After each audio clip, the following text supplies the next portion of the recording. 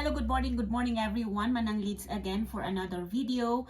Okay, so sa mga laging nanonood sa akin, maraming salamat po. For today's video, gusto kong ipaalam sa inyong lahat yung mga clients ng LGD Referral Services na renewed na po ulit ang business permit natin. So, inaalagaan ko talaga yung business permit ko, guys, kasi syempre that's one way of showing you na legit po tayo, ha. Hindi ito hindi ako kagaya nung iba na nag-o-offer online ng online services na basta lang sa Facebook lang. Hindi po. Gusto ko pong seryosohin or sineseryoso ko na nga kasi LGD Referral Services was born in 2021 pa. So, sa mga nagdududa pa sa akin dyan, lalong-lalo na yung mga nagmi-message sa akin na iba yung dating ng message nila. Although naiintindihan ko naman kasi nga mga victim sila ng mga SCAM. Pero hindi ko naman na siguro kasalanan yun, hindi naman ako yung gumanon sa inyo. Pero still, naiintindihan ko naman. Pero sa video na to, gusto ko pong isabihin na tapos na po yung business permit natin for this year. And eto, guys, fully paid na yan, Hindi yung utay-utay na na bayad. Ayan. I have the receipt and meron na yung sticker natin. So, ilalagay ko na dito sa plate ko. Kasi yun ang sabi nila sa akin. Akala ko kasi bibigyan ulit ako ng bagong ganito. Hindi pala. Ito, yung stamp na pala. Anyway, I have the documents naman here na nag-renew talaga ako. Ayan. LGD Referral Services. So, may seal na ang munisipyo namin. May stamp. Pati yung health certificate, meron na rin. Ayan. Okay. So, excuse po ako sa fire. Syempre, kasi online tayo. Wala namang pumupunta na client sa akin. So, yun ang in-explain ko dun sa na baka naman pwedeng hindi na ako magbayad ng fire fee. Kasi nga, online office naman ito Online office naman. Walang mga kliyente na pumapasok sa akin kasi the reason why we are securing or the reason why a business is securing fire clearance is for clients' safety. In my case naman, wala naman akong physical office. Online naman talaga yung office ko. So, upon reviewing or yun nga, pinag-isipan siguro nila kasi one-stop shop yung naka one-stop shop ang munisipyo namin ngayon for business permits, new application or renewal. So sabi nila, sa bagay nga naman. At saka yung fire clearance pala, applicable yun dun sa mga may items na ibinebenta. Ganun pala yun. In my case naman, wala akong item. Pure services lang. Okay? So, yun guys ang gusto kong isabihin sa video na to. And, syempre, reminders na rin po sa mga gustong mag-avail ng mga online services ko dyan. Inuulit ko po, unang-una po dyan yung annulment lawyers referral. 5,000 po ang referral fee natin dyan. Okay? And then, Islam divorce processing. Yung Islam divorce processing, ako na mismo yung katransact nyo dun, ha. Ayun. And then, real estate referral, yung mga gustong bumili ng bahay or lupa somewhere dito sa Baguio City or nearby Baguio City, pwede po tayo dyan, ha. Yung mga naghahanap ng apartment, transient house, halimbawa, magbabakasyon kayo dito sa Baguio City, message nyo lang ako kasi baka meron po tayong mga bakante. Kasi may mga may mga partners din naman tayo na kapag ka may nagpapahanap sa akin, inihahanap ko naman sila, ganon. And then, ano pa ba?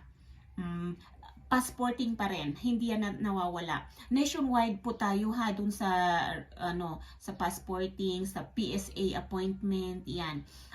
Sa mga loans, pension loans, yung pension loan po, yung sa SSS, GSIS, yung mga sundalo na retired, yun, pwede po tayo dyan. Ang head office po namin dun sa pension loan ay sa Manila po, sa Quezon City. Tapos, dati po kasi akong empleyado doon, as I always mention in my previous video, dati akong empleyado doon sa sa company na yon na nagpapaloan ng mga pensyonado. So, dito ako sa Baguio City branch na assign dati. So, ngayon, bumalik ako sa kanila as online representative. So, yun. SSS, GSIS, at saka PIVAO pension. Yun. Meron po tayo from Manila to hanggang dito sa paakyat dito sa North Luzon. Okay?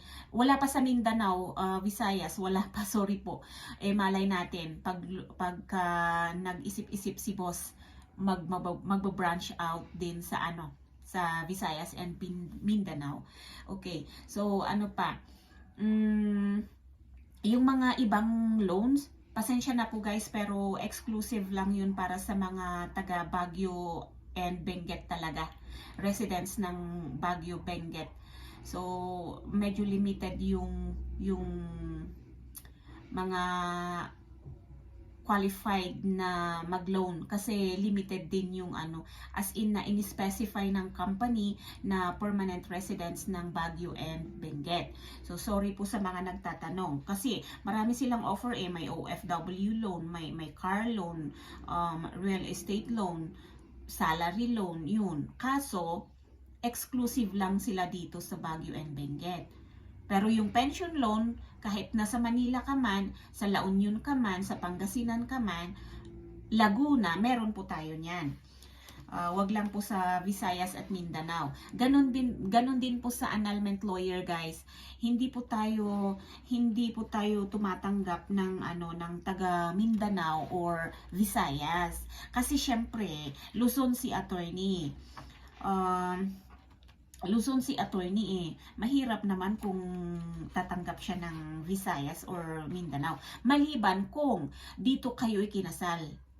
Halimbawa, kasi marami ding, may mga na-refer na ako kay attorney na taga Visayas or Mindanao, pero dito kasi sa NCR sila kinasal. So, pwede yun. Pwede yun. Kung dito ka sa NCR or sa Luzon ka ikinasal, pwede. Pero kung dun sa Mindanao or Visayas, sorry po. Pero kung Islam divorce naman, abay nationwide yan. Pwede pa ngang OFW, kahit OFW. Karamihan ng clients namin sa Islam divorce is OFW talaga. Kasi no appearance yun Wala namang hearing ang Islam divorce Hindi kagaya ng annulment na kailangan talaga dyan. Kailangan nyo ng attorney talaga sa annulment kasi ilalaban yung case mo ilalaban niya yun. Kaya kailangan mo talaga ng attorney. Pero sa Islam divorce, no need. Basta ipaprocess lang natin. Yun. Kaya yun ang parang disadvantage ng annulment. Bukod sa matagal, maximum of 2 years, hindi mo pa alam kung maa-approve or hindi. Kasi depende yan sa sa assessment na naman ng korte. Ganon. Sa case naman ni attorney, wala pa naman siyang talo. Pero yun nga, sa process kasi, wala namang 100%, no? So, nakadepende pa rin yan sa sitwasyon ninyo at saka sa galing ng attorney syempre. Na kaya nga kailangan natin ng lawyer para siya yung magde-defend sa case natin. Ganon. So, yun guys. Thank you so much sa mga nanonood sa akin. Baka naman pwede nyong i-share yung tag nito, yung video na to. Baka kailangan din ng mga friends nyo, ganon. Okay? So, thank you so much once again. Mag-ingat po tayong lahat, lalong-lalo na sa mga marami na namang nag-message sa akin na nag-o-offer sila ng ganito ganyan, mag-ingat po kayo ha, kasi bihira lang ang legit na nag-o-offer online. Okay? Bihira lang talaga. Lalong-lalo na kung ang baba-baba ng down payment na hinihingi. Hindi po tumatanggap ang Sharia ng ng barya-barya lang. Yun. Kung nakuha na yung bayad nyo, sure ba kayo na may contact pa rin kayo sa kanila? Yun ang alalahanin nyo guys. So, konting paalala lang po. Para sana this 2024, wala nang magbe-message sa akin na umiiyak na.